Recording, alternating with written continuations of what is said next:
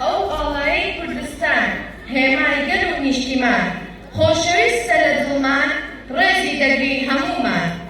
بە ناوی خدای گەورە و میهرەبان بەخێرهاتنی میوانە بەڕێزەکان دەکەین و مامۆستا و تابێ خۆشەویستەکان ئامادەبوانی خۆشەویست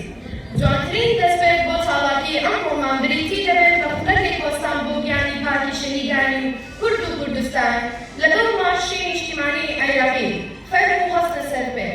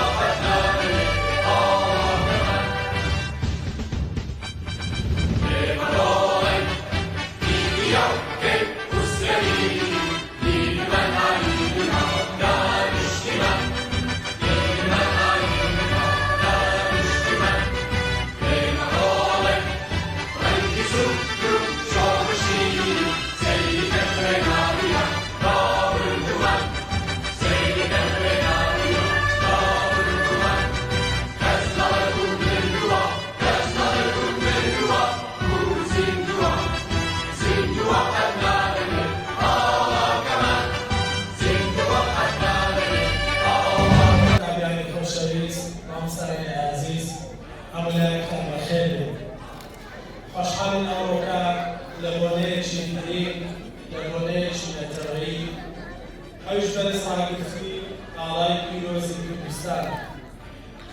ئەو ئاڵایی کە لە 22 یەکی 1946 لەلایەن قاسم محەممەدەوە دوای دەمەزراندنی کۆماری کوردستان هەڵدرا بەڵام بەداخەوە لە هەفتەی 12/1946 هەروەکو چۆن دژمنانی کورد لە ڕابردوو نانهێشتیا ئەو کاتێک کە کورد بێوێ بگەڕێتە شتێ تاوە کۆتایی بی بەداخەوە کۆمارەکان هەڵوەشاندەوە و لەو ڕۆژەدا بۆ ئەوەی کەوە ئاڵای پیرۆزی کوردستان نەکەویتە دەست دژمنان ئاڵاکە دابەزێت